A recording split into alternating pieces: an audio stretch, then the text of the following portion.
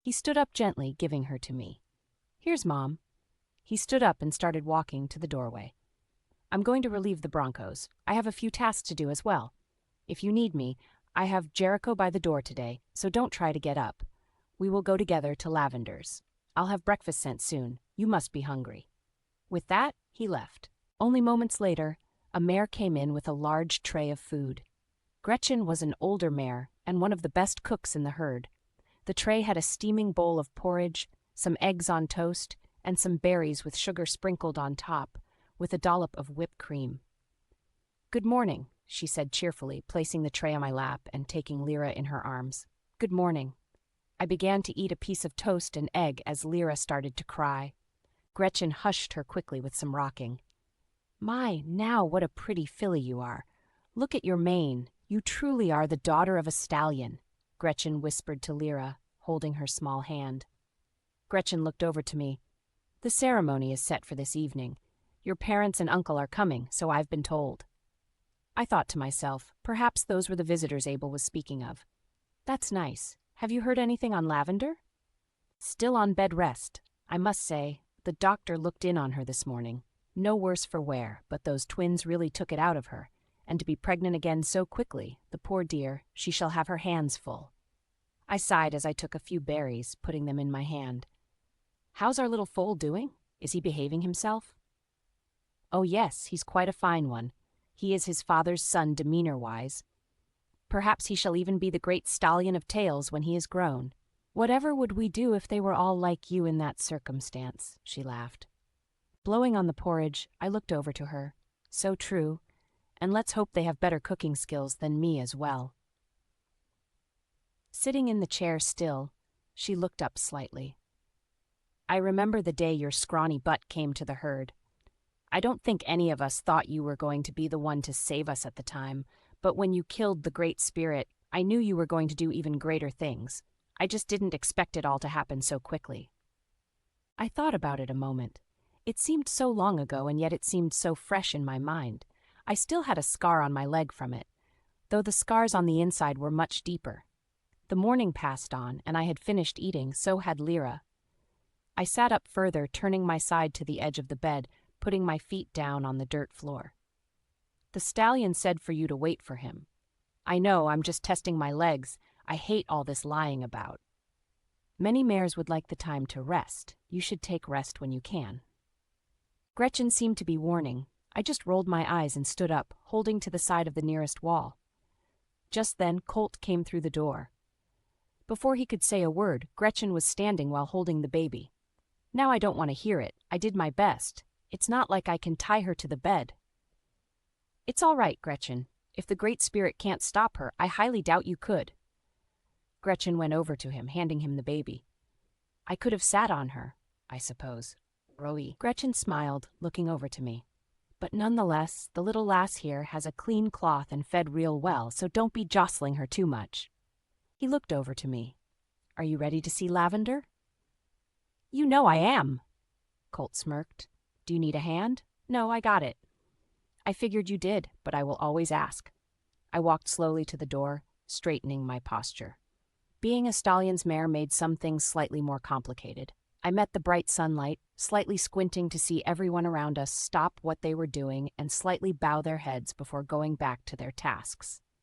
Colt walked with Lyra slowly so I could keep up easily. Lavender and Abel's house was not far from ours. We were greeted at the door by Abel. "My stallion, welcome. This home is yours as it is ours." "No need for such formalities, Abel. I've told you this." Colt touched Abel's shoulder. "I am best when following tradition, my stallion. I prefer it." Colt slightly nodded. "As you wish, my friend." We entered the house to see Lavender sitting up in her oversized bed, the twins in a cradle in the corner. Riems was sitting with her mom until she saw us and ran up to Colt. Colt looked down at her, then handing me Lyra, he scooped her up. "Hey, Squirt, let's go play outside and run some energy off while the mares talk." "'Kay," she giggled, and off they went. Lavender smiled at me. "Let's see this new little filly. I've heard she's a beauty." I walked over, sitting on her bedside, showing her to Lavender. "So this is the famous Lyra. Riems has been non-stop talking about her since last night." Grandmother came over with 2 cups. Some nice warm yogurt with lemon for the two mothers. She placed the glasses on the side table. Thank you, grandmother, Lavender said thoughtfully. Of course, my dears, have to keep your strengths up. Lavender looked at Lyra in my arms. Can I hold her? Are you sure you should? Lavender's face seemed slightly cross. Now not you two, Viddy. I thought you would be on my side. I am. I just don't want you to overdo it. Lavender put her arms out. Come on, I won't drop her. I know a thing or two about babies, you know. I gave her Lyra slowly as Lyra cooed softly. See, she likes me. Lavender smiled. I wish I could come to the celebration, but Abel won't allow it since the doctor said strict bed rest. I think they have formed a coup. How are you feeling? I'm fine. Great, actually. Grandmother takes good care of me. I have the right mind just to get pregnant again, just to see the look on the doctor's face. She smirked at the thought. But enough about me. How about you? You're the one that just had a baby. You could have come later. There was no need to rush over. I'd understand. I'm fine. I just wanted to stretch my legs anyways. And I'm the one on bed rest. She rolled her eyes playfully. Lavender looked over to the yogurt.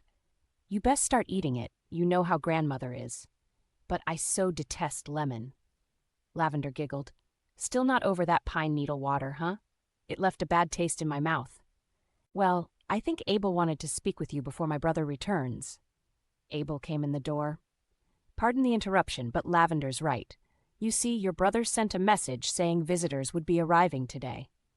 I thought that was my parents and uncle, I interrupted, but he was already shaking his head, almost sweating by the looks of him. No, that's just it. It's...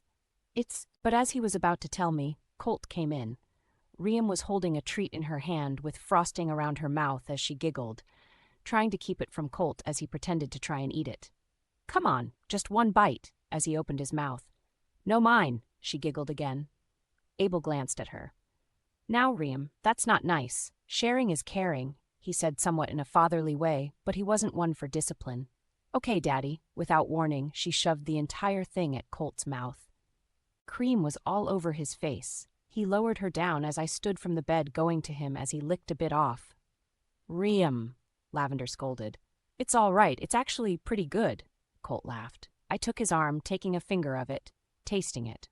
Sharing is caring, I repeated. Grandmother came over. Now what's this nonsense? I just cleaned these floors. I do declare you Yunkins will be the death of me. Sorry, Grandmother, Colt said with a smile as she tossed him a cloth. Clean up your face. It's all in your beard. You look like a rabid dog. You'll scare the baby. Colt wiped his face clean, pulling his beard afterwards. Well, we best get ready for the celebration this evening. Lavender looked to Abel. Abel, as though reading her mind, went to a drawer and pulled out a little crochet of clothes in pure white. We made this for her as a gift for her celebration. It's beautiful, but you didn't have to do this. What else am I going to do? She smiled slightly. I took the gift as Colt took Lyra in his arms. Thank you both. Colt looked at the couple, then he left.